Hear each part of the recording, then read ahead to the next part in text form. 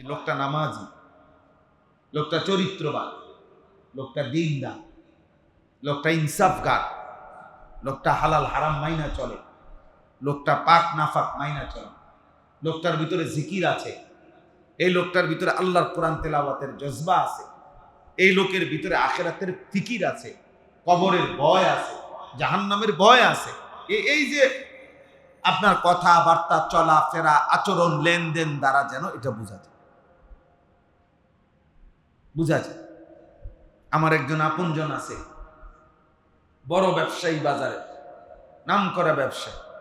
উনি বলছেন যে গত 27 বছরে আমি এই ব্যবসা করতে গিয়ে কোটি কোটি টাকার ব্যবসা, কিন্তু 27 বছরের ভিতরে কোনোদিন কোনো ওয়াক্ত নামাজ জামাত মিস হয়েছে উনি বলেন যে আমার মনে হয়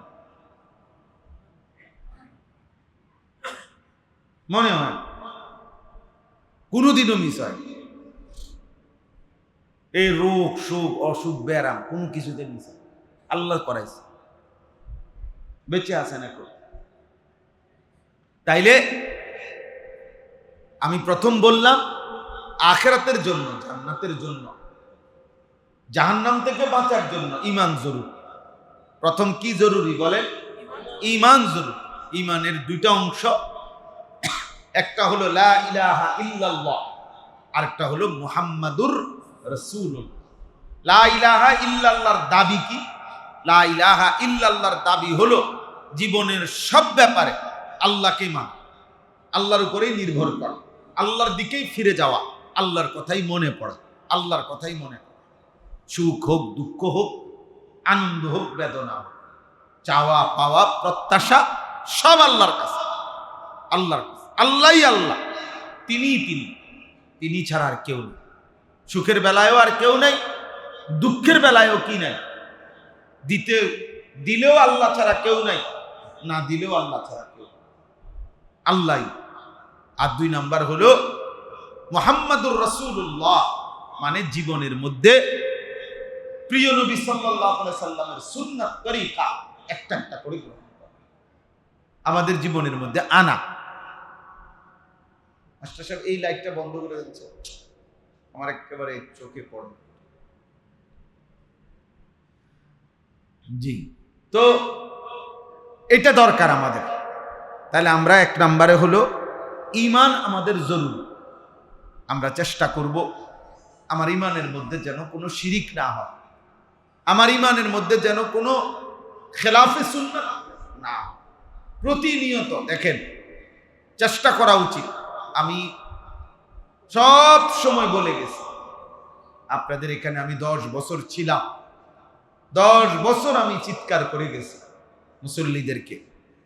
কাজেই মনে রাখেন, হাসরের ময়দানে কোনো নয়ছয় করবেন, কবরে গিয়া কোনো রকম লুকোচুরি করবেন যে শুনি নাই, বুঝি নাই, জানি নাই, এটা বলতে পারতেন।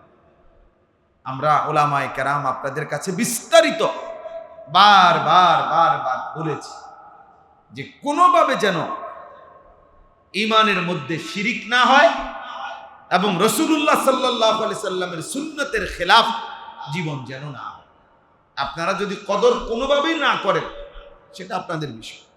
আমরা বলছি আপনাদের, আজও বললাম যে আপনাদের প্রত্যেকের দায়িত্ব চুল, চেহারা, লেবাস, পোশাক, চলাফেরা, পেশাব পায়খানা, ঘুম, আহার, নিদ্রা, বাজার, সংসার, উপার্জন, প্রত্যেক ক্ষেত্রে নবীজির সুন্নত আছে, নবীজির তরিকা আছে।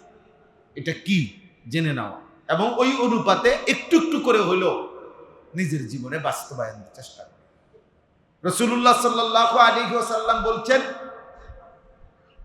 সুন্নাত মোতাবেক একটি আমল অসংখ্য অগণিত বিদআত মন গড়া নিজের থেকে চালু করা তার চাইতে 1000 কোটি গুণ বিদআত চালু করার চাইতে উত্তম সুন্নাত মোতাবেক একটা আমল। একেবারে বাম পাও দিয়া মসজিদে বাথরুমে প্রবেশ করা, এটা সুন্নাত। এইটার দাম সুন্নাতের ব্যতিক্রম, লক্ষ কোটি আপনার মেহনত, যেটা সুন্নাত না, নবীজির তরিকার সাথে মিলে না, এইটার চাইতে এটার দাম বেশি। এই বাম পাও দিয়া বাথরুমে ঢুকে এটার দাম বেশি, কারণ এটা সুন্নাত। এটা সুন্নাত। নামাজের সালাম ফিরাইয়া, 5 ওয়াক্ত ফরজ নামাজের সালাম ফিরিয়ে 3 বার আস্তাগফিরুল্লাহ এটা পড়া। আস্তাগফিরুল্লাহ, আস্তাগফিরুল্লাহ, আস্তাগফিরুল্লাহ, এই 3 বার বলা। এই সময় এইটার দাম ওই কাবা শরীফের ইমাম লক্ষ বছর দোয়া মুনাজাত করার চাইতে বেশি, কারণ এটা হলো উনার দোয়া, আর এটা নবীজির সুন্নাত। এটা নবীজির সুন্নাত, এটার দাম বেশি। আপনার হুজুর ইমাম সাহেব, আপনার খতিব সাহেবের বাংলা মুনাজাত একেবারে সুর দিয়া মনে করে হোতাই এলাকা, আপনার বুঝেন না, আপনার একটা কান দাইয়া বাসাইয়া লাইছে, মনে করে কান দেখাইতে একেবারে কালে নামাই দিছে। কিন্তু এই সব কিছুর চাইতে আপনার এই দাম বেশি। 3 বার ইস্তিগফার। কেন? এটা কে পড়ছেন? নবীজি সাল্লাল্লাহু আলাইহি ওয়াসাল্লাম। জানাজার নামাজে 3য় নম্বর তাকবীর দিয়া মাইয়িতের জন্য যে দোয়াটা পড়ে, আল্লাহুম্মা গফির লি হাইয়িনা ওয়া মাইয়িতিনা, এই দোয়া এটার দাম খোদার কসম ওই জানাজার সালাম ফিরাইয়া সারা বিশ্বের যত পীর বুজুর্গ ওলি খতিব ইমাম একত্র কইরা আমনের বাপের লাগে মুনাজাত দেওয়া চাইতে 100 কোটি গুণ বেশি দাম এই নামাজের মধ্যে দোয়া এটা পড়ে। 1 কোটি গুণ বেশি দাম, 1 কোটি গুণ বেশি, 100 কোটি গুণ বেশি দাম। পৃথিবীর সমস্ত পীর বুজুর্গ বাইটটা আপনার বাপের কবর দিয়ে দিলেও তার চাইতে দাম বেশি। কারণ এটা রাসূলুল্লাহ সাল্লাল্লাহু আলাইহি সাল্লাম কি করছেন? কথা বলেন না। আল্লাহুম্মা গফির লি হাইয়িনা ওয়া মাইয়িতিনা ওয়া শাহিদিনা ওয়া গায়িবিনা ওয়া সগীরিনা ওয়া কাবীরিনা ওয়া যাকারিনা ওয়া উনসানা, আল্লাহুম্মা মান আহইয়াইতাহু মিন্না ফাআহইহি আলাল ইসলাম ওয়া মান তাওয়াফাইতাহু মিন্না ফাতাওয়াফাহু আলাল ঈমান। এটা কে পড়ছেন? নবীজি সাল্লাল্লাহু আলাইহি সাল্লাম। এটার দাম বেশি। আপনি এটা পারেন না, আপনি এটা শিখেনও না, আপনার কোনো মানসিকতাই নেই। হুজুর মুনাজাত দেন, হুজুর মুনাজাত দেন, হুজুরি মুনাজাত দেন, ব্যস্ত কেবল এটা নিয়ে ঝগড়া করে, এটা নিয়ে কাজ্জা করে, এটা নিয়ে দলাদলি করে, ফতুয়া দেয়। আশ্চর্য কথা, রাসূলুল্লাহ সাল্লাল্লাহু আলাইহি সাল্লাম এটা পড়ছেন, আপনি এটা পড়েন। এটা পড়ে যারা মক্কা মদিনায় আপনার প্রত্যেক ওয়াক্ত নামাজের পরে জানাজা হয়, মসজিদে হারামে, মসজিদে নববীতে নাকি প্রতি ওয়াক্তের পর ওই ওনারা জানাজার এই 3য় তাকবীর দিয়া যে দোয়াটা পড়ে, এরা অনেক লম্বা দোয়া পড়ে। এই আমরা এখন যেটা পড়লাম এটা ছাড়াও আরো দোয়া আছে নবীজি পড়ছেন, সেগুলোও পড়ে, কিন্তু সেটা নামাজে পড়ে। এবং রাসূলুল্লাহ সাল্লাল্লাহু আলাইহি সাল্লামের জামানের দোয়া, আল্লাহুম্মা গফিরহুম ওয়ারহামহুম ওয়া ওয়াসসি' মুদখালাহুম ওয়া আকরিম নুজুলাহুম ওয়াগসিলহুম বিমাইস সালজ কামা ইউনাক্কা আত-তাওবুল আবয়াদু মিনাদ দানাস। এর মারো দোয়া পড়ে। এজন্য সুন্নাতের দাম বেশি। মূল কথা হলো আমি এটা বুঝাইতে চাই, সুন্নাতের কি বেশি? সুন্নাতের মর্যাদা বেশি, সুন্নাতের গুরুত্ব বেশি। আল্লাহ তাআলা আমাদেরকে আমলের তৌফিক দান করেন। ঈমানের পরে একজন বান্দা এই দ্বিতীয় জান্নাতে যাওয়ার জন্য যেটা জরুরি সেটা হলো তাকওয়া। সেটা হলো কি বলেন? তাকওয়া। এই জন্য কোরআনুল কারীমের মধ্যে আল্লাহ তাআলা বারবার মুমিনকে, একটা কথা বুঝবেন, কোরআনুল কারীমে আল্লাহ তাআলা শরীয়তের বিধান বিস্তারিত বলছেন, কিছু আদেশ করছেন, কিছু নিষেধ করছেন। এই তো 2 রকম, কিছু হলো আল্লাহর আদেশ করো, কিছু হলো ছাড়ো। এটাই শরীয়ত, এটাই ইবাদত, এটাই আমল, এটাই আমলে সালেহ, এটাই নেক আমল, মানে কি? কিছু করতে হবে, কিছু কি করতে হবে? ছাড়তে হবে। এই দুইটা মিললে যেটা হয় এটারে কয় তাকওয়া। যা করার তা করলে, যা ছাড়ার তা ছাড়লে যা হয়, অর্জন হয় যেটা, এটারে কয় তাকওয়া। এই লোককেই বলে মুত্তাকি, এই লোকেই জান্নাত। সহজ বাংলা, সহজ কথা। আল্লাহ তাআলা পুরা কোরআনুল কারীমের মধ্যে এই কথাটা সংক্ষেপেও বলছেন, বিস্তারিতও বলছেন। সংক্ষেপে বলছেন ইত্তাকুল্লাহ, তাকওয়া অবলম্বন করো, ইত্তাকুল্লাহ। এটার মধ্যেই ওই সবটা অন্তর্ভুক্ত। তাকওয়া অবলম্বন করো, অথবা আপনি যদি বলেন আল্লাহকে ভয় করো, এই আল্লাহকে ভয় করো এই কথার মধ্যে দুই অংশ। এক, যা পালন করার তা পালন করো, যা ছেড়ে দেওয়ার তা কি ছেড়ে দাও। এটাই পুরো কোরআনে আছে। কোথাও বলছে আকিমুস সালাহ, নামাজ আদায় করো। আবার কোথাও বলছে হুররিমাত আলাইকুমুল মাইতা ওয়াদ-দাম ওয়া লাহমাল খিনজির, তোমাদের জন্য মৃত জিনিস হারাম করা হলো, রক্ত হারাম করা হইল, শূকরের গোশত হারাম করা হইল। তে এটা নিষেধ করি। ওয়ালা তাকরাবুজ জিনা, ব্যভিচারের কাছেও যেও না, এই যে নিষেধ করা হয়। ওয়ালা তাকরাবুল ফাওয়াহিশা, অশ্লীলতা বেহায়াপনার কাছেও যেও না। হ্যাঁ, এইভাবে ওয়ালা তাকরাবু মাল আল ইয়াতীম, ইয়াতীমের মালের কাছেও যেও না, মানে ইয়াতীমের মাল ভক্ষণ করো না, খেয়ানত করো না। এইভাবে কিছু নিষেধ, কিছু কি আদেশ। এই আদেশগুলো পালন করা, নিষেধগুলো বর্জন করা, এটার নামই আমল, এটার নামই ইবাদত, এটার নামই শরীয়ত, এটার নামই ইসলাম, এটার নামই দ্বীন, এটার নামই নেক আমল, এইটার নামই তাকওয়া, এর নামই মুত্তাকি, এর ঠিকানাই জান্নাত। আর আল্লাহ তাআলা এটা আমাদের কাছে চায় যে বান্দা আগে ঈমান ঠিক করো, ঈমান ঠিক করার পর এবার জীবনভর মৃত্যু পর্যন্ত তোমার দায়িত্ব হলো তাকওয়া। তাকওয়া। একজন ঈমানদার ঈমান আনার পর মৃত্যু পর্যন্ত তার দায়িত্ব কি বলেন? তাকওয়া। বলেন, সবাই বলে তাকওয়া। তাকওয়া। ইয়া আইয়ুহাল্লাযীনা আমানুত্তাকুল্লাহ হাক্কা তুকাতিহ, ইয়া আইয়ুহাল্লাযীনা আমানুত্তাকুল্লাহ ওয়াকুলু কাওলান সাদীদা, ইয়া আইয়ুহাল্লাযীনা আমানুত্তাকুল্লাহ ওয়াল তানজুর নাফসুম মা কদ্দামাত লিগাদ ওয়াত্তাকুল্লাহ। বারবার বারবার তিন শ্রেণী মানুষের মধ্যে, এক হলো নবী রাসূল, এক হলো ঈমানদার, এক হলো কাফের বেঈমান। মানে সব মানুষ। তো আল্লাহ কোরআনুল কারীমে নবীকে আলাদা বলছে, আপনি তাকওয়া অবলম্বন করেন।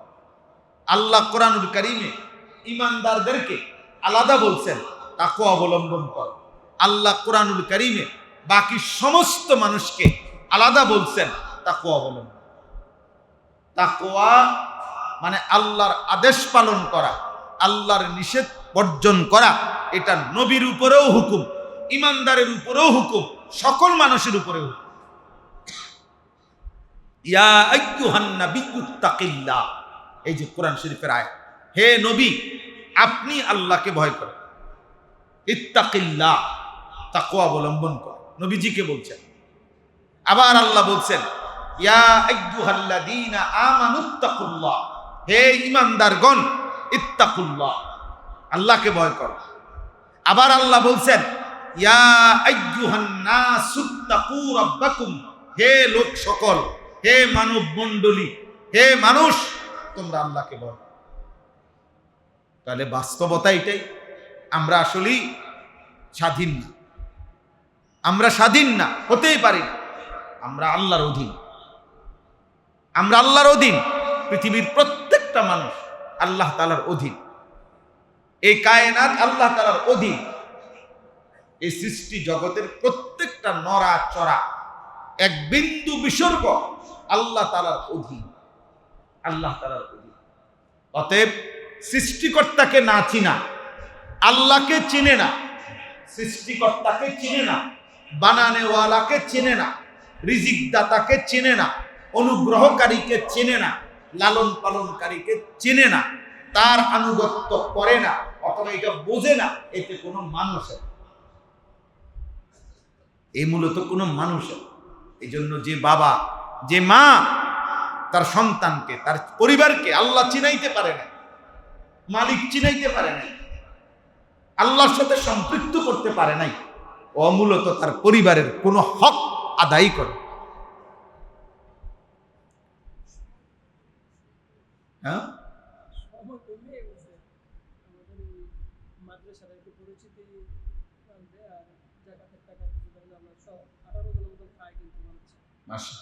আচ্ছা, জি। তো এটা জরুরি আমাদের। আমরা যদি আমাদের সন্তানকে দিন না চিনি, আল্লাহ না চিনি, আখিরাত না চিনি, ওরে মানুষই বানাইতে পারি। কারণ আল্লাহ তাআলা নবীকে বলছেন ইত্তাকি, আল্লাহকে ভয় কর। আল্লাহ ইমানদারদেরকে বলছেন আল্লাহকে ভয় কর। আল্লাহ মানুষকে বলছেন আল্লাহকে ভয় কর। তাহলে প্রত্যেকের কাছে দাবি আল্লাহ, প্রতিটা সৃষ্টি মানুষের কাছে আল্লাহর চাওয়া আল্লাহকে ভয় কর, আল্লাহকে চেনো। আল্লাহকে চেনে না, এটা মানুষ কেন? এটা মানুষ কেন বলে? আজকের পৃথিবীতে যত কাফের বেঈমান এই অহংকার করতেছে, জুলুম করতেছে, মুসলমানদের উপরে অত্যাচার করছে। এই মুহূর্তে ইরান, ইসরায়েল, আমেরিকা যুদ্ধ চলতেছে। মনে রাখেন, এই সমস্ত বেঈমানের শেষ পরিণতি ধ্বংস, আজ না হোক কাল।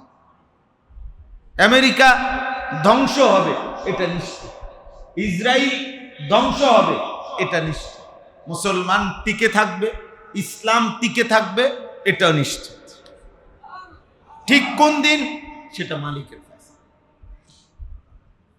সেটা আল্লাহর ফয়সালা। হ্যাঁ, অতএব এটা কারো শাহাদাত, কারো মৃত্যু, কোটি কোটি মুসলমানের রক্তও যদি যায়, বিজয় মুসলমান, এবং এদের ধ্বংসই নিশ্চিত। এতে কোনো সন্দেহ, এতে কোনো সন্দেহ। এই জন্য কোনোভাবেই কাফের বেঈমানদের ক্ষণিকের আস্ফালন, অহংকার, বড়াই, ক্ষমতা এবং তাদের এই দাপট দেখে একজন মানুষ যদি আল্লাহ ভুলে যায়, আখিরাত ভুলে যায়, ইবাদত ভুলে যায়, এটা সম্পূর্ণভাবে নিঃসন্দেহে বোকামি ছাড়া আর কিছু। কোরআন শরীফে আছে আপনার কারুন, মুসা আলাইহিস সালামের জামানার পৃথিবীতে আল্লাহ তাআলা সবচেয়ে বেশি সম্পদ যাকে দিছিলেন, তে কোরআনে ডাইরেক্ট আয়াত আছে, কারুন যখন তার লোক নিয়া, জনবল নিয়ে এবং তার শান শওকত নিয়া যখন রাস্তায় বাইর হইত, তো তার স্বর্ণ, রৌপ্য, হীরা, মণি, মুক্তা, জহরত, রেশমি পোশাক এবং তার এই বিশাল বহর দেইখা দুই পাশে মানুষ তাকাইয়া অসংখ্য লোক আফসুস করত, মনে মনে কামনা করত যে হায় আল্লাহ যদি তার মতো সম্পদ আমাদেরকে দিত। কিন্তু ঠিক যেদিন রাত্রিবেলা, গভীর রাতে আল্লাহ তাআলা কারুনকে তার সমস্ত বাড়ি ঘর, স্বর্ণ রৌপ্যের ভান্ডার সহ জীবন্ত মাটির নিচে দাফন করে দিছে, তো পরের দিন যখন দেখছে কারুন তার সবকিছু নিয়ে নিশ্চিন্ন হয়ে গেছে, তো কোরআন শরীফে স্পষ্ট আছে, তখন ওই মানুষগুলো সেদিন আল্লাহ তাআলার শুকর আদায় করে বলছে, আল্লাহ আপনার কোটি প্রশংসা যে আপনি আমগরে তার মতো বানান নাই, তার মতো কি করেন নাই, তাই তো গত রাত্রে তার মতো পরিণতি তো আমাদেরও কি। ওয়ালাউলা আন ইয়াকুনা আন-নাসু উম্মাতান ওয়াহিদা লাজাআলনা লিমান ইয়াকফুরু বিররহমান সুকুফাম মিন ফিদ্দা। আল্লাহ তাআলা বলেন, আমার ঈমানদার বান্দা যাদেরকে আমি বলছি আখিরাত দেব, যাদেরকে আমি বলছি জান্নাত দেব, আমার ইচ্ছা তো ছিল দুনিয়া তাদেরকে কিছুই দেব না, সবটাই আখিরাতে দেব। কিন্তু দুনিয়া যদি কিচ্ছু না দেই তাহলে আমার ঈমানদার বান্দা আবার একটু বেশি রাগ হয়ে যাবে, মনে কষ্ট পাইব, আমি আল্লাহর উপরে হয়তো ভরসা আস্থা কমে যাবে। এই ভাবনা যদি আমি আল্লাহ না ভাবতাম তাহলে ঈমানদারের চোখের সামনে পৃথিবীর সমস্ত কাফের বেঈমানের ঘরগুলো, সিঁড়িগুলা, ছাদগুলা স্বর্ণ রৌপ্য দিয়ে আমি বাধাই করে দিই। কোরআন শরীফের আয়াত। ঈমানদারকে কিছুই দিতাম না। দুনিয়া দুনিয়া আল্লাহ বলেন আমি চাইছিলাম এমন যে প্রয়োজনে তাদের ঘর, তাদের ছাদ, তাদের সিঁড়ি ও মাআরিজ, সিঁড়িগুলো পর্যন্ত আমি আল্লাহ স্বর্ণ রৌপ্য দিয়ে বাধাই করে দিতাম। আমি এটা চেয়েছিলাম যে ঈমানদারকে কিছুই দেব না, দুনিয়া টোটালি দেব, শুধু কোন রকম জীবনটা বাঁচবে, জীবনটা বাঁচবে। এই জন্য ভাই এটা মনে রাখা চাই, তাকওয়া আমাদের জন্য জরুরি। একজন আমরা এখানে যারা বসছি তারা মুসলমান, কিশোর যুবক ছেলে, তোমরাও মুসলমান, তোমরাও মুসলমান। দিন শেষে দোয়া কান্নাকাটি করবা, আমি আল্লাহ কোটি কোটি বান্দা জাহান্নাম থেকে মুক্ত করে জান্নাত দিয়ে দেব। যদি দিল থেকে সত্যিকার অর্থে, বাস্তবিক অর্থে রমজানকে যদি কদর করে কেউ কাঁদতে থাকে, দোয়া করতে থাকে, চেষ্টা করতে থাকে, তাহলে প্রথম রমজানে মাফ করা শুরু হয়। আশা করা যায় রমজান শেষ হইতে হইতে আর তেমন কেউ বাকি থাকবে না, সব জান্নাতি হয়ে যাবে, সব জান্নাতি হয়ে যাবে। কিন্তু শর্ত হইল দিন চাই, শর্ত হইল আমার মানসিকতা লাগবে, আমার ভিতরে এই ফিকির লাগবে, আমার ভিতরে এই অনুভূতি থাকতে হবে যে আমি রমজানে আছি। এখন রমজান, এখন গুনাহ থেকে মাফ পাওয়ার মাস, এখন কিছু অর্জন করার মাস। আমাদের কই সেই মানসিকতা? আমাদের মানসিকতা কই? এই জন্য ভাই এটা দরকার, দয়া করে জায়গায় জায়গায়, আজকেও দেখছি আপনার জায়গায় জায়গায় মার্কেটগুলোতে ব্যাপক আয়োজন, লাইটিং। আমি সকালবেলা কুমিল্লা ক্যান্টনমেন্ট তরকারি কিনতে গেছি, গুমতি টাওয়ারে, ওইখানে দেখছি বিশাল লাইটিং, ডিজাইন, ডেকোরেটর করে আপনার চলতেছে। সকালবেলায়, সকাল 10টা 10:30 না বাজতেই মহিলাদের ভিড় আর ভিড়। হায় মুসলমান, আল্লাহর বান্দা বান্দিরা, রমজানকে এতটুকু বিবেক, বছরের পর বছর এত আলেম, এত উলামা, এত ইমাম, এত খতিব এতভাবে বলা পরেও দুর্ভাগ্য মুসলমান এত বদনসিব যে না পুরুষগুলো মহিলাগুলো সবার মানসিকতা একটাই যে রমজান মানে বেডি, মহিলা, মেয়ে, স্ত্রী, কন্যা সব বাজারে ছেড়ে দাও। আহা, এই অসভ্যতা, এই অসভ্যতা, এর চাইতে বড় অসভ্যতার কি হতে? এটা মনে রাখবেন, এই যেই পুরুষগুলো নিজেদের স্ত্রী কন্যাদেরকে এইভাবে বাজারে ছেড়ে দিছেন, খোদার কসম এত বড় রমজান, রহমত মাগফিরাতের এই মাস, নাজাতের এই মাসকে আপনি বৃদ্ধাঙ্গুলি দেখাইছেন। ইনশাআল্লাহ মনে রাখেন, আশা করা যায় হাসরের ময়দানে স্বামী, স্ত্রী, বাপ, জি সবগুলারে একসাথে টাঙ্গাইয়া ফিরব, একসাথে টাঙ্গাইয়া ফিরবে। মনে তুই নাফরমান স্বামী, তোমার জীবিত থাকাকালীন তোমার স্ত্রী বাজারে বাজারে রমজান মাসে ঘুরছে, তুমি কি করছো? তুমি বাপ, তুমি কি করছো? হ্যাঁ, এটা আমরা মস্কারি বানাই নিছি।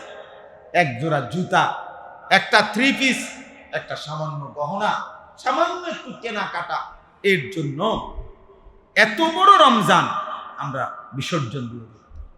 আল্লাহ আমাদেরকে বুঝ দান করেন, আল্লাহ আমাদেরকে বিবেক দান করেন আমার ভাই।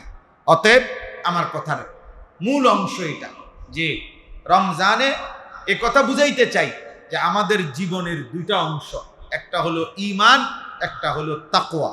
বলেন, ঈমান এবং তাকওয়া। তাকওয়া এই দুই জিনিস অর্জন করিলে আমাদের ঠিকানা কোথায়? জান্নাত। আর এই তাকওয়া অর্জনের সর্বশ্রেষ্ঠ মাস, সুযোগ, মৌসুম, সিজন রমজান। রমজান, রমজানের রোজা, রমজানের তারাবি, রমজানের ইফতার, রমজানের সাহারি, রমজানের এতেকাফ, রমজানের শবে কদর, এই 6টা সবগুলোর মাধ্যমে, সবগুলো পূর্ণতার মাধ্যমে আপনার রমজান দামি হবে, আপনার তাকওয়া অর্জন হবে, আপনি জান্নাতের মেহমান হবেন ইনশাআল্লাহ।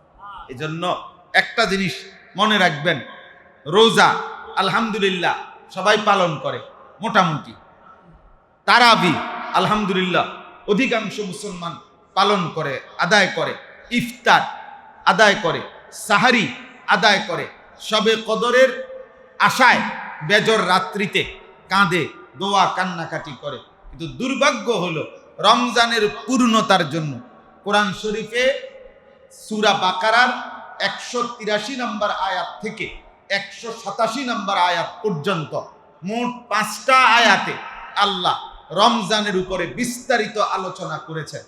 করে আল্লাহ শেষ কথা বলছেন যে আমি এই কথাগুলো বিস্তারিত বলে তোমাদেরকে শুনাইলাম যেন সকলেই মুত্তাকি হইতে পারে। তো এই বিস্তারিত আল্লাহ বলছেন। আর সর্বশেষ যেই মাসআলা, যেই আমলের কথা আল্লাহ রমজান উপলক্ষে কোরআনে শেষ যেটা বলছেন সেটা হলো ইতিকাফ। ওয়ালা তুবাশিরুহুন্না ওয়া আনতুম আকিফুনা ফিল মাসাজিদ। আল্লাহ তাআলা বলছে, বান্দা রমজান মাসের রাত্রিবেলা স্বামী স্ত্রীর মিলামেশা আমি আল্লাহ অনুমতি দিলাম, তবে শেষ দশক যখন ইতিকাফের টাইম হবে তুমি ইতিকাফে চলে আসবা, তখন সেটাও নিষিদ্ধ করে দিলাম। অর্থাৎ শেষের 10 দিন তোমায় আমি আল্লাহ তোমাকে যেন একান্তই আমার ঘরে আমার কাছে চাইছি, তুমি আসো আমার কাছে থাকো।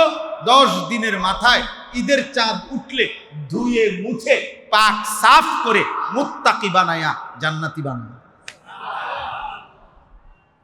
এই জন্য এই একটা আমল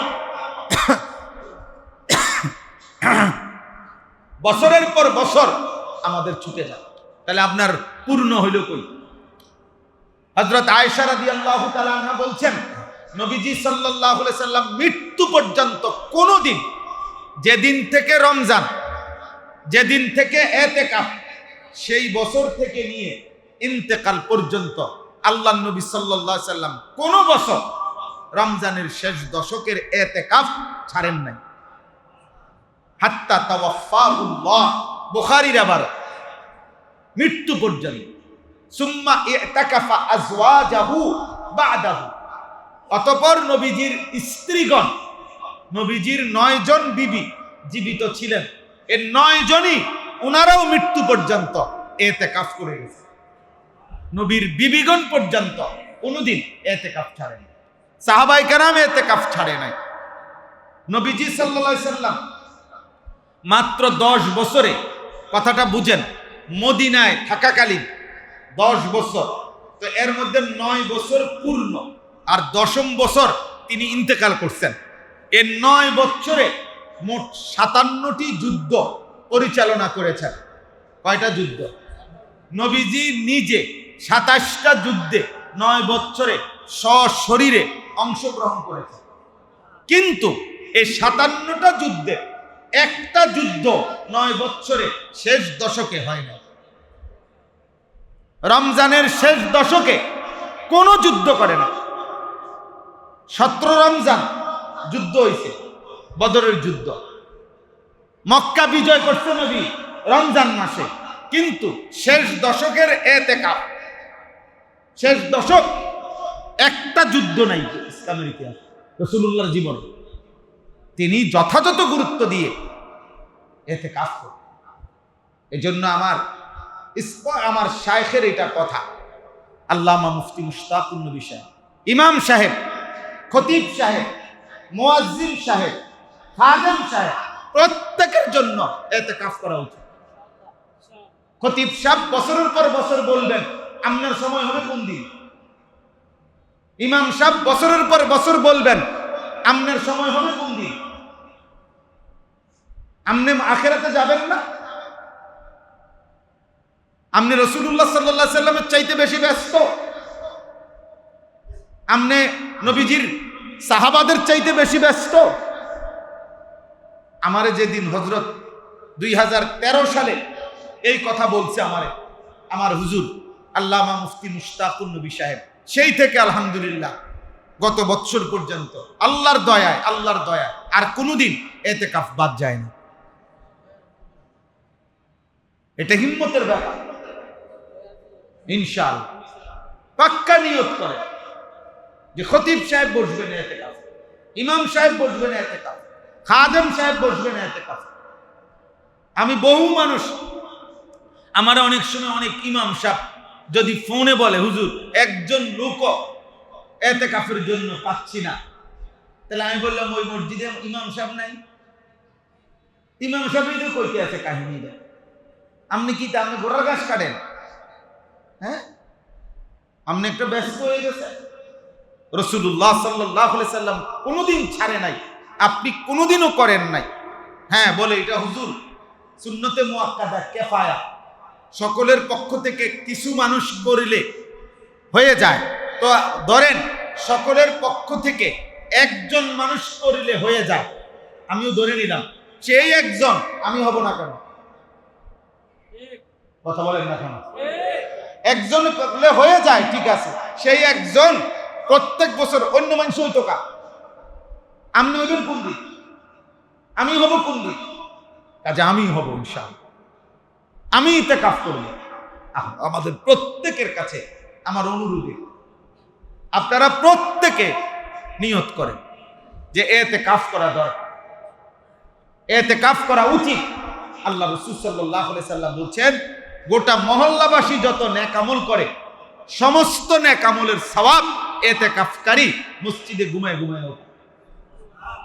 শবে কদর শেষ 10 রাত্রে, বেজর রাত্রিতে শবে কদর আল্লাহ যখন দেয়, জেন দিয়েই দো, রাতে 2টা বাজে হোক আর সন্ধ্যায় দো, আল্লাহ শবে কদরের মর্যাদা ফজিলত যেই রাত্রে যেই সময়ে দেখ না কেন, যখনই দেন আল্লাহর কাছে যখনই দেয়, তো এটা নিশ্চিত ইতিকাফ যে ব্যক্তি করে মসজিদে ওরে না দিয়া কোনো সিস্টেম নেই।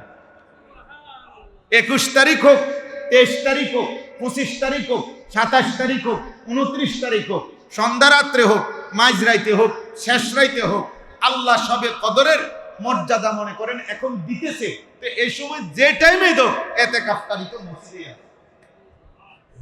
আল্লাহ কাছে সেজন্য বলে বান্দা আমারে না দিয়া আপনি যাইবেন কই? আল্লাহ বলবে আমি বলছি তোমারে দিতাম না, তোমারে দিকে টানছি। মাহে রমজান আলহামদুলিল্লাহ মাওলানা সাহেব লম্বা সময় কথা বলতেছিলেন, আমি অনেকটুকু শুনেছি। আল্লাহ তাআলা ওনার ওই কথাগুলোর উপরেও আমাদেরকে আমল করার তৌফিক দান করেন।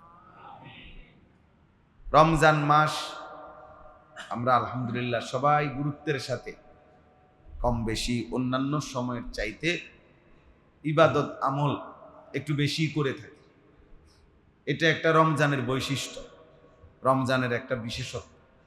রমজানের আবহাওয়া, রমজানের পরিবেশ মনে হয় যেন ইবাদত আমলের জন্য খুব অনুকূল। আল্লাহরই কুদরত। রমজানের চাঁদ উঠলেই মনে হয় যেন ভিন্ন বাতাস, ভিন্ন আবহাওয়া পৃথিবীতে শুরু হয়। ফলে একেবারে পাষাণদিল মানুষ, গাফেল মানুষ, তারাও ইবাদত আমলের দিকে ঝুঁকে, মানসিকতা বাড়ে।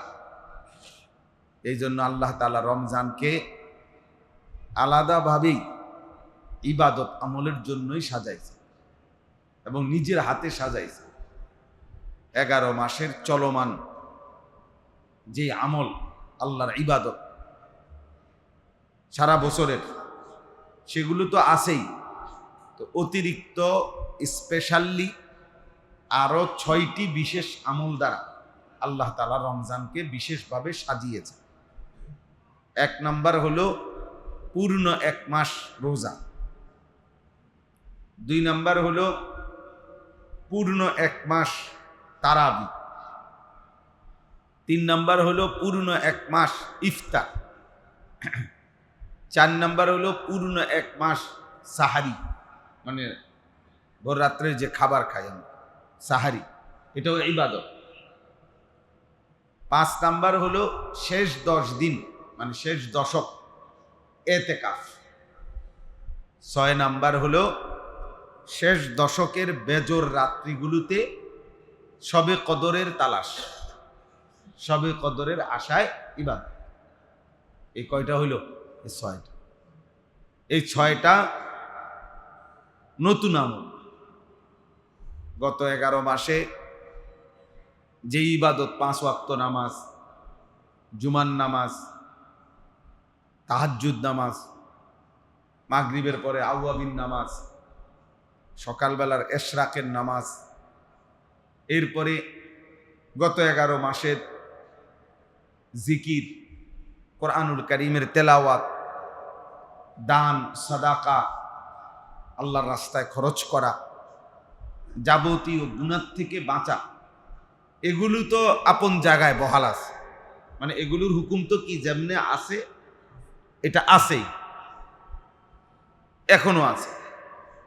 আর অতিরিক্ত এই 6টি আমল দিয়ে আল্লাহ তাআলা ইবাদত এর মাধ্যমে রমজানকে সাজাইছে।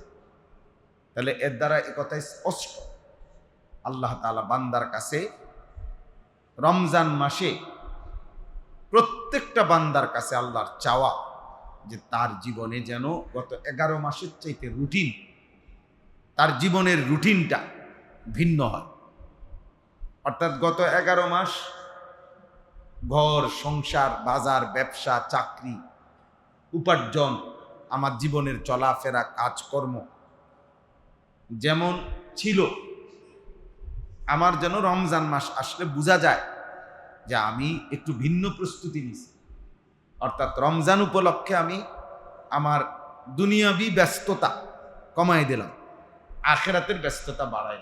আগের চাইতে আমি বেশি কোরআন তেলাওয়াত করব, আগের চাইতে বেশি জিকির করব, আগের চাইতে বেশি দোয়া করব, আগের চাইতে আগে আগে মসজিদে আসবো, নামাজ পড়ব, ইবাদত করব। আল্লাহর ইবাদতের মধ্যে গুনাহমুক্ত থাকার মধ্যে জীবনটা কাটাবো। এটা আল্লাহ তাআলা বান্দার কাছে চায় এবং আমাদের জন্য এটা উচিত। হাদিসের মধ্যে আছে, আম্মা জান আয়েশা রাদিয়াল্লাহু তাআলা আনহা, নবীজির স্ত্রী, তিনি বলছেন রাসূলুল্লাহ সাল্লাল্লাহু আলাইহি ওয়াসাল্লাম, কানা রাসূলুল্লাহ সাল্লাল্লাহু আলাইহি ওয়াসাল্লাম ইয়াজতাহিদু ফিল আশরিল আওয়াখির মিন রমাদান মা লা ইয়াজতাহিদু ফি গায়রি। রমজানের শেষ দশক এত বেশি পরিমাণ মেহনত নবী করতেন যা তিনি সারা বছর করতেন। তাহলে সারা বছর নবীজি ইবাদত আমলের জন্য যতটা মেহনত করতেন, রমজানের শেষ দশক তার চাইতে বেশি, দ্বিগুণ, অনেক বেশি পরিমাণ মেহনত করতেন।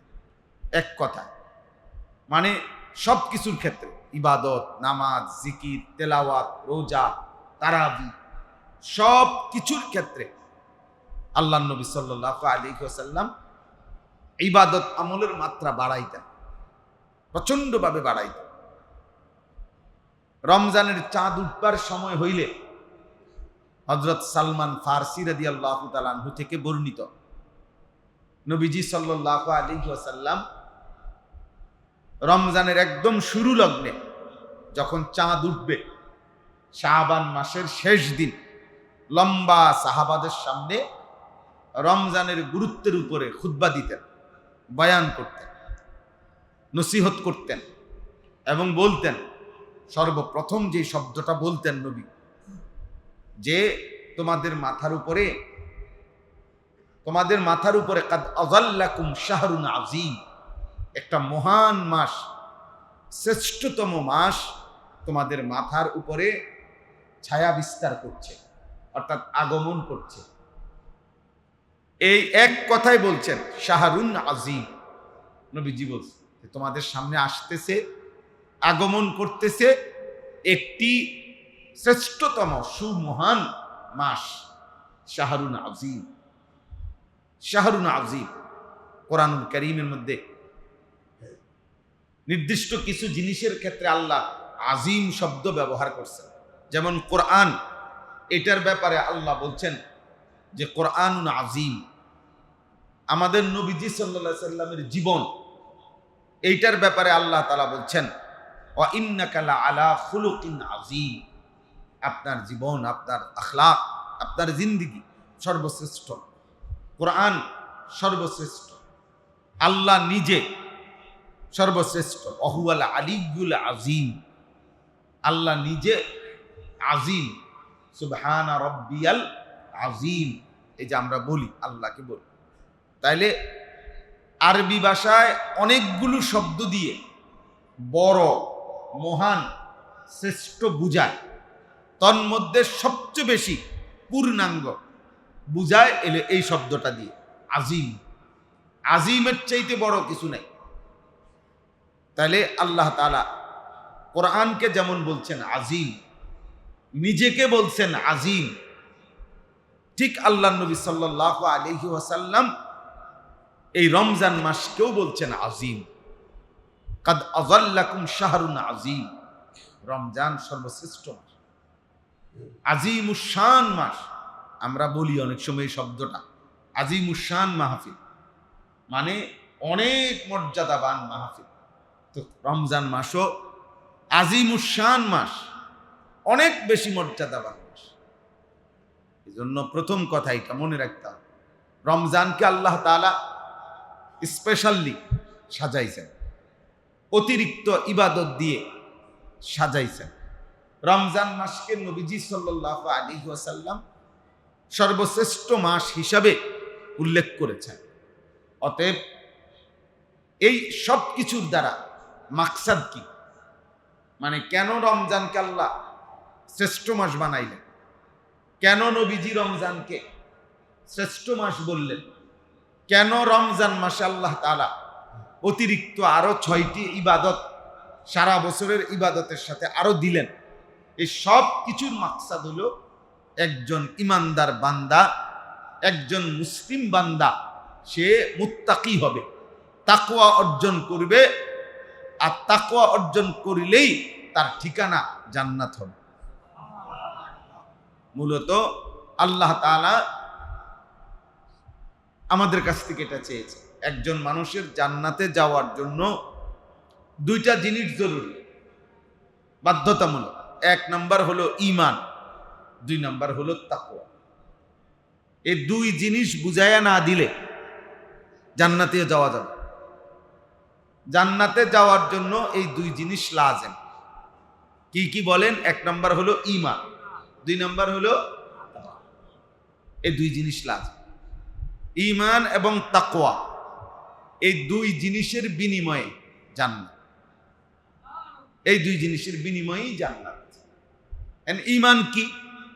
ঈমান আপনারা বুঝেন, ঈমান হলো লা ইলাহা ইল্লাল্লাহু মুহাম্মাদুর রাসূলুল্লাহ সাল্লাল্লাহু আলাইহি ওয়াসাল্লাম। এই কালেমাটা 1 নাম্বার দিলের মধ্যে শতভাগ বিশ্বাস করা, 2 নাম্বার জবানে উচ্চারণ করা, 3 নাম্বার এই কালেমা আমার কাছে যা চায় সারা দেহ দিয়ে তা বাস্তবায়ন, 3টা একসাথ করা, এটা ঈমান। দিলের মধ্যে তাসদীক, বিশ্বাস করা, জবানে উচ্চারণ করা, অঙ্গ প্রত্যঙ্গ দিয়ে আমলের মাধ্যমে ঈমানের দাবি পূরণ করা। লা ইলাহা ইল্লাল্লাহ, মনে করেন এ কথার অর্থ হলো যে আল্লাহ ছাড়া আর কোনো ইলাহ নাই, আল্লাহ ছাড়া আর কোনো ক্ষেত্রে চাওয়া পাওয়া, নিজের প্রাপ্তি, নিজের বন্দিগি, নিজের ইবাদত, নিজের মাথা ঝুঁকানো, নিজের গোলামি, নিজের দাসত্ব, সকল কিছুই আল্লাহর জন্য। তো এক্ষেত্রে আমার অঙ্গ প্রত্যঙ্গ দিয়ে খেয়াল করতে হবে, ইমানে ক্ষতিগ্রস্ত হয়, আল্লাহর প্রতি একত্ববাদ ক্ষতিগ্রস্ত হয়, এরকম কিছু করা যাবে না। তাইলে আমার ইমান ক্ষতিগ্রস্ত হল, পূর্ণাঙ্গ হল। এই জন্য আমরা সবসময় এটা বলি যে আপনার সেজদা এটা শুধুই আল্লাহর জন্য, শুধুই আল্লাহর জন্য। ফলে কোনো অবস্থা, কোনো যুক্তিতে মাথা, কপাল বিশেষ করে কারো সামনে ঝুঁকানো, কোনো মাজারে, কোনো পীরের পায়ে, কোনো আপনার মাজারের দেওয়াল, ওয়াল, কোনো কিছুর মধ্যে এরকম কপাল লাগানো, এটা সম্পূর্ণভাবে শিরক। এই ব্যক্তির নিশ্চিত ঈমান ক্ষতিগ্রস্ত, এতে কোনো সন্দেহ নেই। বুঝছেন না? ঈমান জান্নাতে যাওয়ার জন্য বিশুদ্ধ রাখা জরুরি। লা ইলাহা ইল্লাল্লাহ উচ্চারণ করা শুধু এই বাক্য এতটুকু না, এটার তিনটা কথা। এক হলো হৃদয়ে ধারণ করা, দুই হলো জবানে উচ্চারণ করা, তিন নম্বর হলো সারা দেহের অঙ্গ প্রত্যঙ্গের দ্বারা এই কথা যা দাবি করে ওইটা বাস্তবায়ন করা। এই তিনটা মিললে হয় ঈমান। ঈমান আল্লাহর উপরে সকল অবস্থাতে, আমার দুনিয়ায় সুখ দুঃখ আনন্দ বেদনা, আমার চাওয়া পাওয়া পেরেশানি অস্থিরতা, আস্থা রাখতে হবে শুধু আল্লাহর উপর। কার উপরে? শুধুই আল্লাহর উপর।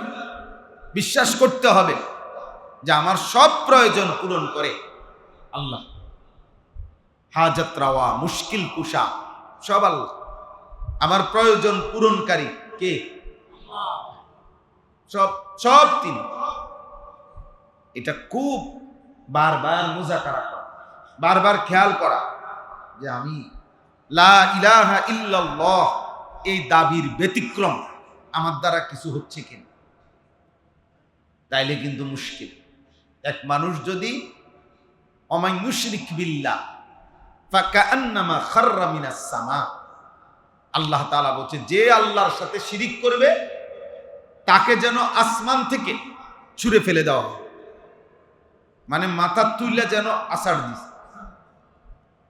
তো তাকে ঠিক শিরিক করলো, এক সেকেন্ডের মধ্যে ও যেন আল্লাহ তাআলার কাছ থেকে, এক মিনিটে যেন সাত আসমান থেকে তাকে মাটিতে ছুঁড়ে মারছে। যা, আমাকে যেহেতু বাদ দিলা, যা। এই জন্য হাদিসের মধ্যে আছে আল্লাহ তাআলা কিয়ামতের দিন ওই সমস্ত বান্দা যারা শিরিক করছে তাদেরকে বলবে যে আজকে তোমরা যাদের জন্য করেছিলে, তোমরা আজকে তাদের কাছ থেকে তোমাদের বিনিময় বুঝে নাও, বুঝে নাও। খুঁজে দেখো তারা এখানে আছে হাসরের মাঠে, যে যাকে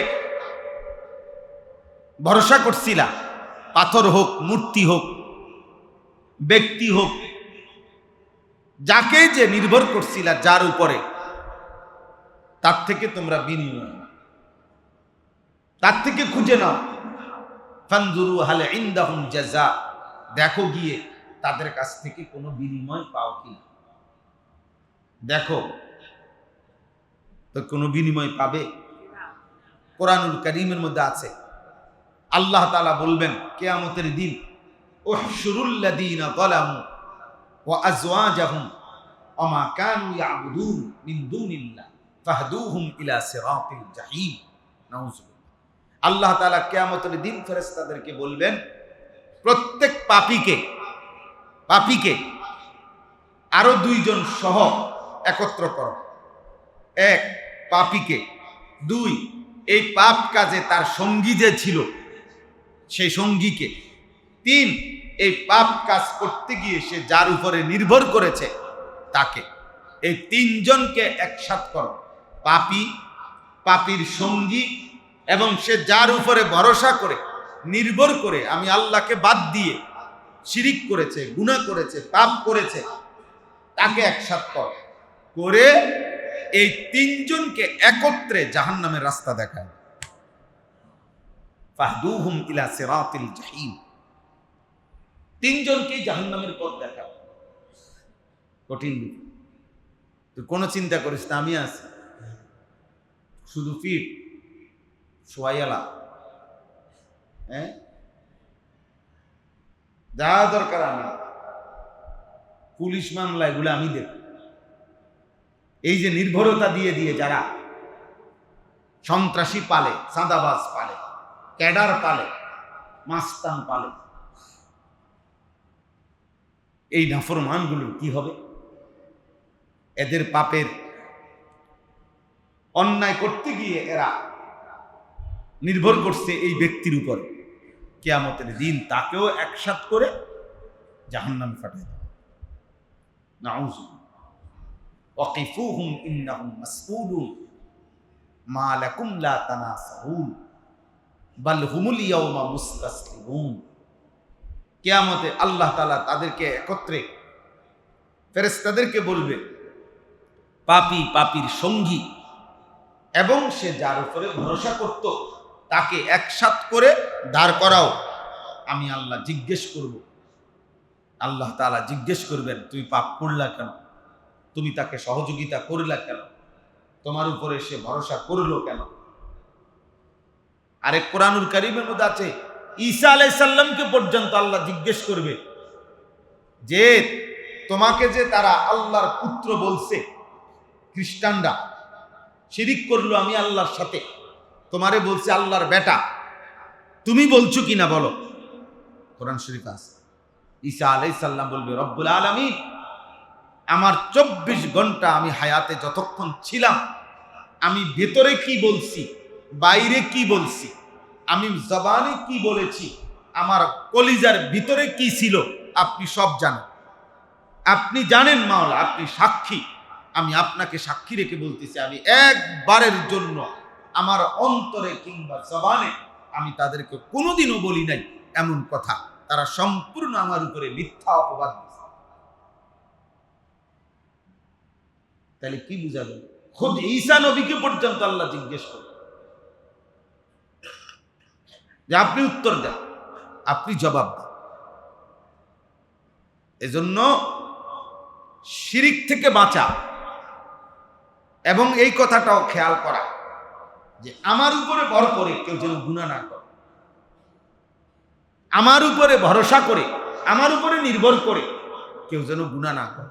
আমি গুনাহ করব না, আমি গুনার সঙ্গী হব না, এবং আমার উপরে নির্ভর করে কেউ গুনাহ করতে পারবে না। চেষ্টা করতে হবে, এটা খেয়াল করা চাই, নয়তো এই তিনজনই জাহান্নাম। আল্লাহ বলবেন, মা লাকুম লা তানাসাউন, এই তিনজনকে আল্লাহ বলবে যে কি হলো তোমাদের, তোমরা একজন আরেকজনকে সাহায্য করছো না কেন? দুনিয়াতে না তোমরা সাহায্য করছিলা, এখন করো।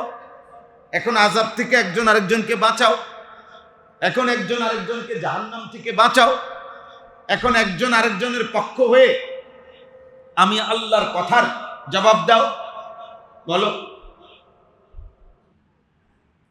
তো বাল হুমুল ইয়াউমা মুস্তাসলিমুন, আল্লাহ বলে বরং সকলেই আমি আল্লাহর কথার সামনে, জিজ্ঞাসার সামনে মাথা নুয়ে দেয়। পাপী, পাপীর সঙ্গী, পাপ কাজে যার উপরে নির্ভর করছে, কেউই কোনো জবাব দিতে পারবে কোনো জবাব দিতে? তাহলে ঈমান জরুর, মুহাম্মাদুর রাসূলুল্লাহ কালেমার এই দ্বিতীয় অংশ না, এই অংশের দাবি হলো আমার কাছে যে আমার মাথার চুল থেকে পায়ের নখ, আমার জিন্দিগি, আমার ঘর, আমার সংসার, আমার জীবন চলার সবকিছু রাসূলুল্লাহ সাল্লাল্লাহু আলাইহি ওয়াসাল্লামের সুন্নাত মোতাবেক, নবীজির তরিকা মোতাবেক হবে, নবীজির তরিকা মোতাবেক। বাস্তবতা হলো, আরবিতে একটা কথা বলে, মা লা ইউদরিকু কুল্লু লা ইয়াতরুকু কুল্লু। যেটা তুমি সবটা করতে পারবা না, সেইটা তুমি সবটা ছেড়ে দিবা না। অর্থাৎ আমি এত কিছু হুজুর আমরা পারবনি, অতএব সমাধান কি? সমাধান হলো কিচ্ছুই না করা, এটা নিয়ে সমাধান। এই আমাদের সমস্যা যে হুজুর আপনারা তো অনেক কিছু বলেন, সব কি আর আমরা পারবনি, তো এই কথা বইলা উনি কিছুই করেন না। নিয়ম তো এটা, নিয়ম তো হলো তোমার দ্বারা যদি পুরাটা নাও হয় কিছু করো। এই জন্য আমি সব সময় এটা বলি, রাসূলুল্লাহ সাল্লাল্লাহু আলাইহি ওয়াসাল্লামের সুন্নাত আমাদের প্রত্যেকের জন্য লাজিম। আমরা প্রত্যেকের একটা একটা করে চেষ্টা করা উচিত যে একটা একটা সুন্নত নতুন আর কি হইতে পারে আমার জীবনে আমার জীবনে আনার চেষ্টা করা। না আমরা হলো এই হুজুররা বলে, আমরা শুধু শুনি, ওয়াজ শেষ হয়, বিরিয়ানি দেয়, জিলাপি দেয়, আমরা আবার আমাদের মতো। এ তো অসভ্যতা, এ তো গাদ্দারি, এ তো সীমা লঙ্ঘন। আপনি পারতেন, আপনি মিসওয়াক করতে পারতেন, আপনি সব কাজ ডান দিকে করা বাম দিকে করা কোনটা কিভাবে এটা পারতেন, আপনি 10টা সূরা শিখতে পারতেন, আপনি 10টা দোয়া শিখতে পারতেন। আমাদের ভিতরে কোনো মানসিকতাই নেই, অথচ মুমিন, অথচ মুসলমান, অথচ ইমানের দাবি এটা যে অন্তরে লা ইলাহা ইল্লাল্লাহ মুহাম্মাদুর রাসূলুল্লাহ, এটা অন্তরে দৃঢ় বিশ্বাস করা, জবানে উচ্চারণ করা এবং নিজের সারা দেহের অঙ্গ প্রত্যঙ্গ দিয়ে আমলের মাধ্যমে বাস্তবায়ন করা। সেটা কখন হবে? বয়স্ক মানুষেরও একই হালাত, জোয়ান মানুষেরও একই হালাত। সবার কথা হলো একটা, যে নতুন করে কিছু আর করব না। বুঝুন, যেটা যেমনে আসি এমনি এমনি মরে যাবে। আসলে এটা মুমিন মানেই হলো যে প্রতিদিন আমল বাড়ায়, আমল বাড়ায়, প্রতিদিন আপনি ফিকির করে, অল্প অল্প করে বাড়ান, একটা একটা সুন্নাত শিখেন, একটা একটা আমল শিখেন, একটা একটা বন্দিগি বাড়ান, নেক আমল বাড়ান। আমরা হযরত আলী রাদিয়াল্লাহু তাআলা আনহু বলতেন, ইরতাহালাতিদ দুনিয়া মুদবিরা ওয়ারতাহালাতিল আখিরাতু মুকবিলা। তিনি বলতেন যে শোনো, প্রতিদিন দুনিয়া তোমার পিছনে যায়, প্রতিদিন আখিরাত তোমার সামনে আসে। প্রতি ঘন্টা যাচ্ছে তো দুনিয়া যাচ্ছে, আখিরাত সামনে আসছে। ফাকুনু আবনা আখিরা ওয়ালা তাকুনু আবনা আদ-দুনিয়া।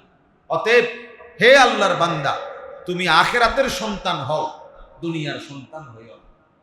অর্থাৎ দুনিয়ার পরিচয়ে লোকটা একজন রাজনীতিবিদ, লোকটা একজন ব্যবসায়ী, লোকটা একজন চাকরিজীবী, লোকটা একজন ক্ষমতাধর, লোকটা একজন দোকানদার, লোকটা একজন ইঞ্জিনিয়ার, লোকটা একজন ডাক্তার, লোকটা একজন চিকিৎসক, ইত্যাদি ইত্যাদি, যাই বলেন এগুলো দুনিয়ার পরিচয়।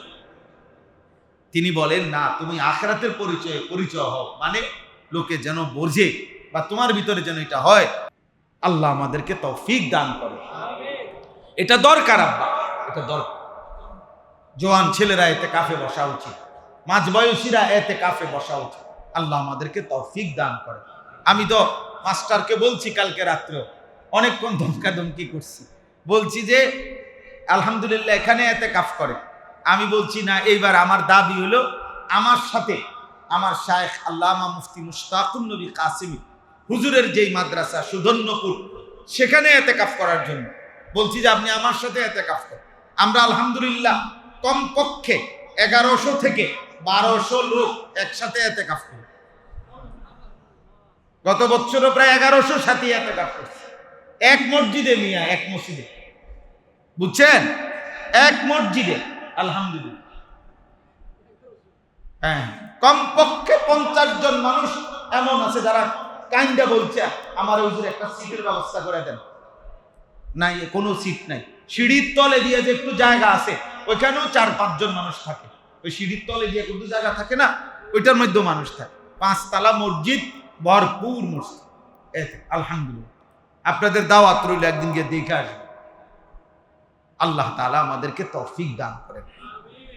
অতএব আজকে শেষ কথা এটা, আমাদের এই মাদ্রাসা, আমি 10টা বছর এই মসজিদে থাকাকালীন বারবার এই মাদ্রাসার খোঁজ খবর আমি নিছিলাম, চেষ্টা হয়েছে।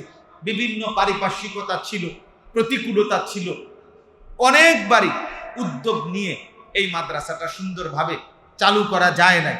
আলহামদুলিল্লাহ, আজকে আইসা এটা অনেক খুশি লাগলো যে ছেলেদেরকে দেখলাম, হাফেজ সাহেবকে দেখলাম, মাদ্রাসাটা চালু হয়েছে। বলেন আলহামদুলিল্লাহ, বলেন আলহামদুলিল্লাহ। দেখেন, একটা কথা মনে রাখবেন, শুধু আল্লাহর কোরআন যেখানেই তেলাওয়াত হয়, ওই জায়গা, ওই পরিবেশ, ওই মহল্লা নিশ্চিত দামি হয়ে যায়। আমার শায়েখ আল্লামা মুফতি মুশতাকুন নবী সাহেব হুজুর সবসময় বলে, মাদ্রাসা কোরআনের ঘর যেখানে, সেটা হলো গোটা মহল্লাবাসীর জন্য পাওয়ার হাউস। পাওয়ার হাউস মানে কি? অর্থাৎ বিদ্যুতের স্টেশন, যেখান থেকে সর্বত্র বিদ্যুৎ সরবরাহ হয়। মাদ্রাসা থাকলে ওই মাদ্রাসার থেকে আপনাদের ঘরে ঘরে আল্লাহর কোরআন, আল্লাহর দিন, শরীয়ত, আখিরাতের কথা সরবরাহ হয়। আজকে আমরা মনে করেন আপনাদের কাছে কিছু কথা বলছি এখন, তো এটা আমরা মাদ্রাসায় কোনো না কোনো মাদ্রাসায় পড়ছি, তো ওই মাদ্রাসার বরকতে পড়ছি। আমরা মাদ্রাসায় পড়াকালীন কত মানুষ টাকা দিছে, দান করছে, যাকাত দিছে, সাদকাতুল ফিতর দিছে, হাদিয়া দিছে, ইট, বালু, সিমেন্টের মধ্যে অংশগ্রহণ করছে। আমার 12 বছর আমি যেখানে যেখানে পড়ছি, তো ওই সব মাদ্রাসায় হাজারো মানুষের সহযোগিতা ছিল কিনা বলেন? তো মনে রাখবেন, নিঃসন্দেহে আমার এই বলার দ্বারা, আমার কোনো আমলের দ্বারা যদি কোনো সওয়াব হয়, তো ওনারা সকলেই ওনাদের আমল নামায় সে সওয়াব পাইবে। কারণ আমার এই বেড়ে ওঠার পিছনে ওনাদের অবদান আছে। আমার হুজুর আল্লামা মুফতি মুশতাকুন নবী সাহেব হুজুর বলে, অনেক সময় দোয়ার মধ্যে আমি অনেক শুনছি যে আল্লাহ, আমার শরীরের রক্তের একটা একটা ফোঁটার মধ্যে যত মানুষের দান আছে, যত মানুষের সহযোগিতা আছে, ভালোবাসা আছে, আল্লাহ আপনি সকলকে উত্তম বিনিময় দান করেন। এই জন্য মাদ্রাসায় দান করা, সহযোগিতা করা, এটা অনেক বড় নেকি, অনেক বড় নেকি, অনেক বড় নেকি, অনেক বড়। আপনাদের কাছে আমার আবদার, 1 নম্বর, যে আপনারা আপনাদের এই মাদ্রাসাটা সবাই আলহামদুলিল্লাহ এই মাসেও রমজান উপলক্ষে আপনারা যে দান করেন, সাদাকা করেন, যাকাতের টাকা দেন, তো এর মধ্যে থেকে একটা অংশ অবশ্যই এই মাদ্রাসার মধ্যে দেবেন। বলেন ইনশাআল্লাহ, সবাই বলেন ইনশাআল্লাহ, সবাই বলেন ইনশাআল্লাহ। যার উপরে যাকাত নাই, আপনি দান করবেন, নফল দান করবেন, রমজান মাসে দান করবেন। আপনি 1000 টাকা দিবেন, 500 টাকা দিবেন, 10,000 টাকা দিবেন, 5,000 টাকা দিবেন, আল্লাহ এতে বরকত দান করবেন ইনশাআল্লাহ। আর আমি ইনশাআল্লাহ দোয়াও করি, দোয়া করব যেন এই বাচ্চাগুলোকে সাথে নিয়ে হাফেজ সাহেব আপনিও মেহনত করবেন। আল্লাহর কোরআন যেখানেই মেহনত করেন সেখানেই নেকি হবে, সেখানেই সওয়াব হবে। এই দুনিয়ায় কেউ মূল্যায়ন করুক বা না করুক, আমি তো একটু আগেই বললাম, আল্লাহ বলছে, বান্দা ইমানদারকে তো আমি চাইছিলাম দুনিয়া টোটালি না দিতে, শুধু বেশি কষ্ট হইল দেখা একটু দিছি, না রে টোটালি না দিতাম চাইছিলাম। আল্লাহ আমাদেরকে আখিরাতে দেবে ইনশাআল্লাহ। তাই ইনশাআল্লাহ তোমরা তালেবে ইলম, তোমরাও আল্লাহ চাহে তো পড়বা ভালোভাবে, ঠিক আছে ইনশাআল্লাহ। তোমরা দাঁড়াইয়া সালাম দাও সবাই, যাও দাঁড়াও, আব্বা দাঁড়াও, ওদিকে ফিরো, ওদিকে মুসল্লিদের দিকে ফিরো, সালাম দাও। মাশাআল্লাহ, মাশাআল্লাহ, আল্লাহ কবুল করেন। বসো আব্বা, বসো, বসো।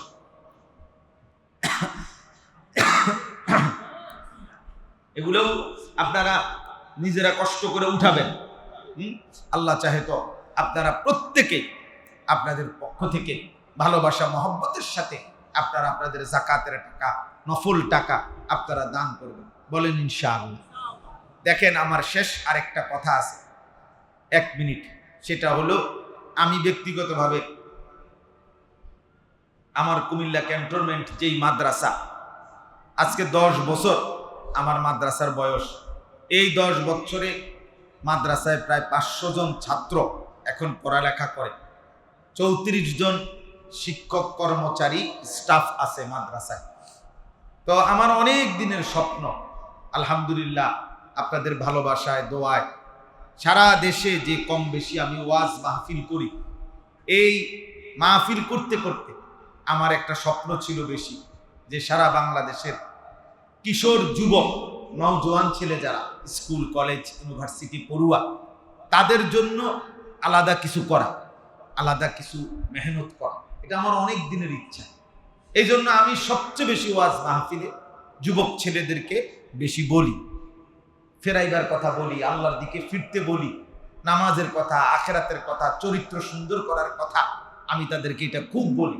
তো আপনাদের কাছে আমার একটা আশা, এটা বলা জানানো, যে আমি আলহামদুলিল্লাহ আমার ওই মাদ্রাসার পাশে, আমি এতদিন ভাড়া বাড়িতে ছিল, আমরা নতুন করে আজকে 1 বছর যাবত প্রায় 118 শতক জায়গা একসাথে একটা বড় জায়গা কিনছি। এই জায়গাটা দুইটা উদ্দেশ্যে, একদিকে বাচ্চাদের এই নুরানি নাজেরা হিফজ কিতাবখানা, বাচ্চাদের জন্য মাদ্রাসা হবে, আর আরেক দিকে আমরা সারা বাংলাদেশের বিশেষ করে স্কুল কলেজ ইউনিভার্সিটি পড়ুয়া যত কিশোর যুবক ছেলে আছে এবং অন্য বয়সী, অন্য শ্রেণীরও, অন্য বয়সীও, বৃদ্ধ জওয়ান বুড়ো, যেই কোনো মুসলমান বছরের যেই কোনো দিন যার যেটুকু সময় হাতে আছে এটুকু সময় নিয়ে ওখানে যাবে। আলাদা শিক্ষক কর্মচারী রেখে মাদ্রাসা চালু করতে চাইতেছি। মাদ্রাসাতুল মুসলিমিন, মুসলমানদের মাদ্রাসা, অর্থাৎ সব শ্রেণীর মুসলমানের জন্য, যে আসবে যখন দিন শিখবে তখন, যার সময় যতক্ষণ দিন শিখবে ততক্ষণ, এটা হলো আমার স্লোগান। 3 ঘন্টা হোক আর 1 সপ্তাহ হোক, 1 দিন হোক আর 10 ঘন্টা হোক। তো আমি এই আশায় আপনাদের কাছে এই জায়গাটা কিনছি, যে একটা কাগজ হ্যান্ডবিল আপনাদের হাতে দিলাম, এখানে দিচ্ছি আমি, এটা শুধু রাখবেন, পড়বেন, এই আশায় যদি জাকাতের না নফল দান থেকে যদি কারো মন চায়, আমাদের ওই জায়গাটার মোট দাম 2,62,00,000 টাকা, অনেক বড় জায়গা, 118 শতক জায়গা। তো এক নামাজের মুসল্লা যায় নামাজ পরিমাণ জায়গার দাম হইল 4,200 টাকা, মাত্র 4,200 টাকা। তা আমরা এই আবেদনটা করছি, সারা বাংলাদেশ থেকে কেউ যদি এই 4,200 টাকা, মানে এক নামাজের মুসল্লা যায় নামাজ পরিমাণ কেউ আমাদের ওই মাদ্রাসার জমিতে অংশগ্রহণ করে, ইনশাআল্লাহ আমরা তাকে আমাদের মাদ্রাসার উন্নয়ন সদস্য হিসাবে বানাবো। পরবর্তীতে ওইখানে মসজিদ মাদ্রাসা যাই হবে ইনশাআল্লাহ, আশা করি, আল্লাহ চাহে তো আপনারা সবাই সাদকায়ে জারিয়ার সওয়াব পাইবেন। এই জন্য যার ভাল লাগে আপনারা 4,200 টাকা এক নামাজের মুসল্লা পরিমাণ জমিতে, মাটিতে অংশগ্রহণ করবেন। আল্লাহ আপনাদেরকে তৌফিক দান করেন। আমাদের এই ফরদাবাদ, আচ্ছা এটার একটা নাম কি, এই মাদ্রাসার নাম? আচ্ছা আচ্ছা, আমাদের এই আলিয়া জমখা হাফিজিয়া মাদ্রাসা ও এতিমখানা, এখানে সারা বছর আপনারা দান করবেন এবং এই রমজান উপলক্ষে অবশ্যই আপনাদের যাকাত, আপনাদের সাদকায়ে ফিতির, সাদকায়ে ফিতির কত? 110 টাকা সর্বনিম্ন, সর্বোচ্চ 2805 টাকা, 2805 টাকা। আমি নিয়ত করছি আমার 7 জন, আমি এই টাকা হিসেবে সাদকা দিব ইনশাআল্লাহ। 2805 টাকা হারে আমি দেব ইনশাআল্লাহ। হ্যাঁ, আপনাদের নদী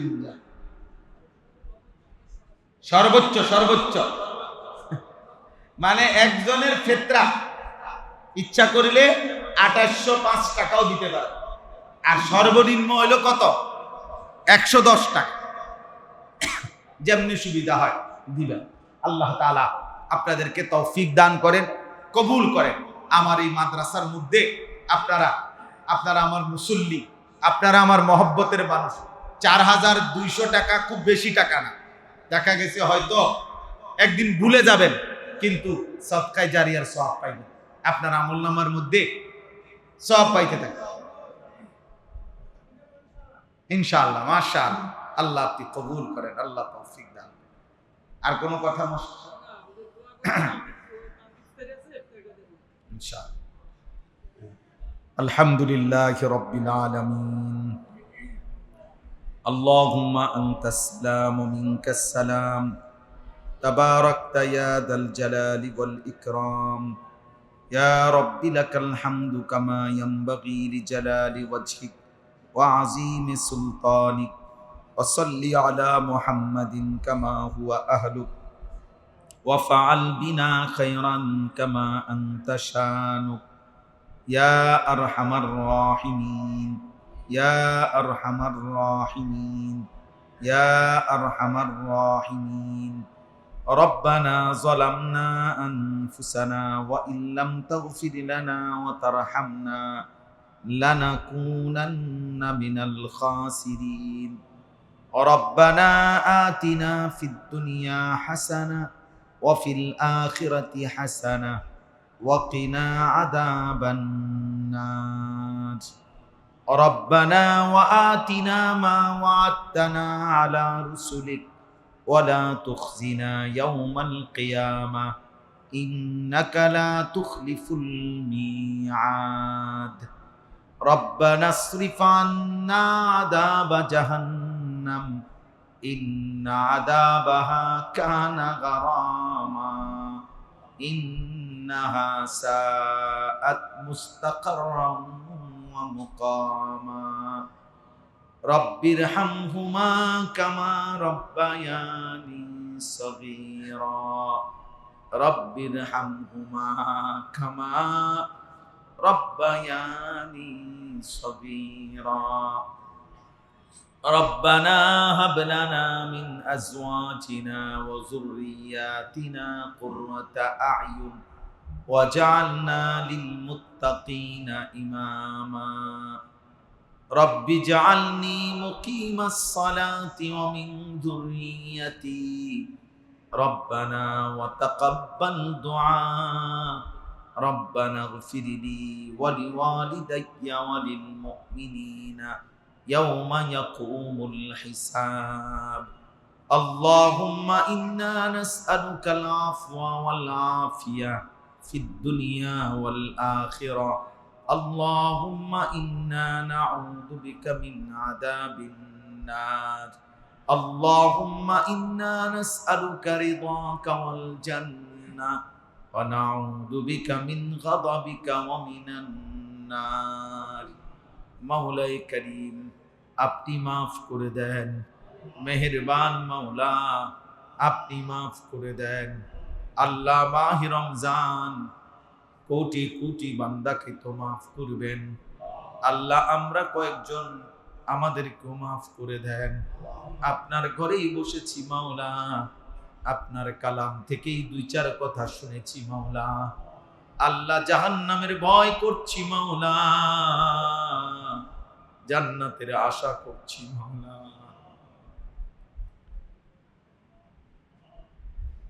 মাগফিরাতের এই দশকে মাওলা মাফ করে দেন, মাফ করে দেন, মাফ করে দেন, মাফ করে মাফ করে দেন, মাফ করে দেন। আযাব দিলে আপনার কোনো লাভ নাই, মাফ করে দিলে আপনার কোনো ক্ষতি নাই। মাফ করলে আপনার ভান্ডারে কমবে না, মাফ না পেলে আমাদের উপায় থাকবে না। রমজান পর্যন্ত আপনি তো হায়াত দিয়েছেন, রমজান আপনি তো নসিব করেছেন মাওলা। আজ মাফ করে দেন, মাফ করে দেন। এমন রমজান পেয়েও যদি মাফ না পাই, আইলে মাফ মিলবে আর কোন দিন মাওলা। আল্লাহ আপনি দয়া করেন, আপনি দয়া করেন। আপনি রহমান, আপনি রহিম, আপনি গফফার, আপনি গফুর, আপনি আরহামুর রাহিমিন। মাফ করে দেন, মাফ করে দেন।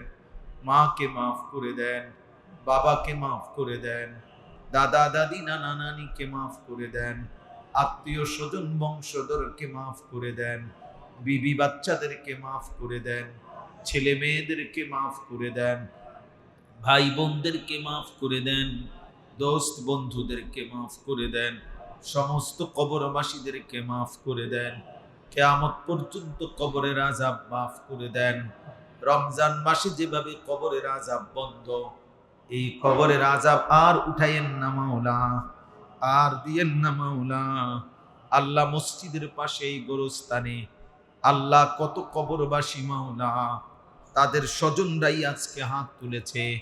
আল্লাহ সকলকে মাফ করে দেন, আল্লাহ সকলকেই মাফ করে দেন, দেন মাওলা মাফ করে দেন।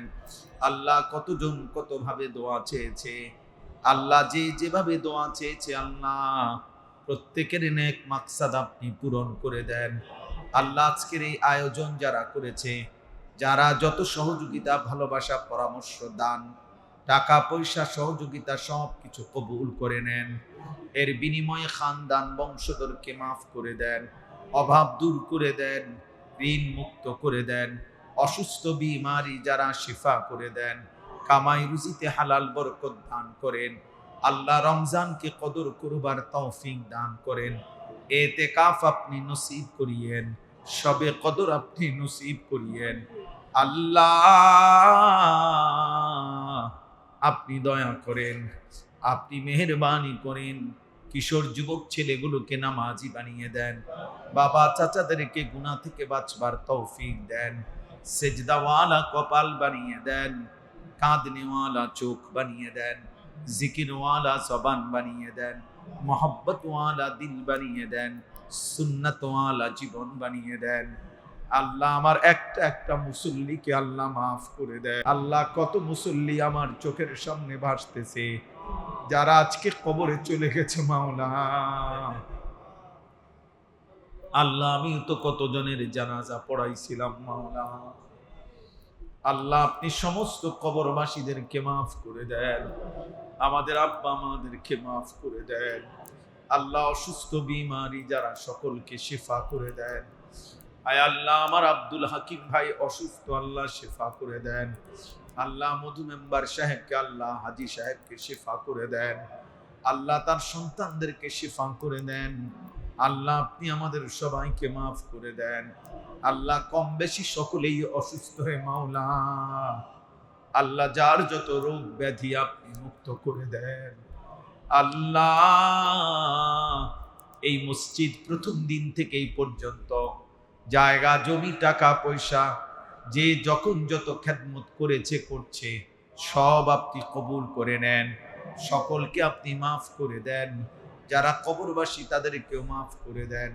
আল্লাহ আমাদের সকলের উপরে রহম করম করেন। আল্লাহ আমাদের রোজা ইফতার সাহারি তারাবি সব আপনি কবুল করে নেন।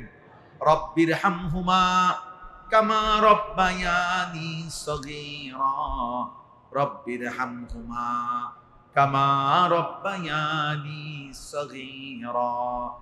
আস্তাগফিরুল্লাহাল্লাযী লা ইলাহা ইল্লা হুয়াল হাইয়ুল কাইয়্যুম ওয়া আতুবু ইলাইহি। আল্লাহুম্মা সাল্লি আলা সাইয়্যিদিনা মুহাম্মাদিন নাবিয়্যিল উম্মি ওয়া আলিহি ওয়া সাল্লিম তাসলিমা। আল্লাহ অনেক প্রবাসী দোয়া চেয়েছে, আল্লাহ সমস্ত প্রবাসীদেরকে মাফ করে দেন, মা বোনদেরকে আল্লাহ মাফ করে দেন, আবেদা সালেহা হিসাবে কবুল করেন। ছোট্ট মাসুম বাচ্চাদেরকে আল্লাহ আপনি কবুল করেন। আল্লাহ এই মাদ্রাসাখানা আপনি কবুল করে নেন মাওলা। আল্লাহ আর যেন বন্ধ না হয় মাওলা, আর যেন বন্ধ না হয়, আর যেন বন্ধ না হয়, আর যেন বন্ধ না হয়। আল্লাহ কোরআনের এই ঘর আপনি চালু রাখেন মাওলা। আল্লাহ আরো ছাত্র মিলায়া দেন, আরো উস্তাদ মিলায়া দেন, মহল্লাবাসীর দিল মাদ্রাসার সাথে ঝুঁকায়া দেন, মহল্লাবাসীকে দান সাদাকা করার তৌফিক দান করেন, মাদ্রাসা কায়েম করে দেন, দায়েম করে দেন। আল্লাহ আমরাও যেই মাদ্রাসা গড়ার স্বপ্ন দেখছি আল্লাহ আমাদের সেই মাদ্রাসা আপনি কবুল করে নেন। মাদ্রাসার জায়গার জমির টাকা পয়সার হস্তে ইন্তজাম আপনি করে দেন। আপনি চাইলে সব হবে রে মাওলা, আপনি না চাইলে কিছুই হবে না রে মাওলা। আল্লাহ যার যত নেক মাকসাদ আছে পূরণ করে দেন, অভাব দূর করে দেন, সংসারে মিল মহব্বত শান্তি রহম করম করেন। সুবহানা রাব্বিকা রাব্বিল ইজ্জাতি আম্মা ইয়াসিফুন ওয়া সালামুন আলাল মুরসালিন ওয়ালহামদুলিল্লাহি রাব্বিল আলামিন। নামাজ না পড়ে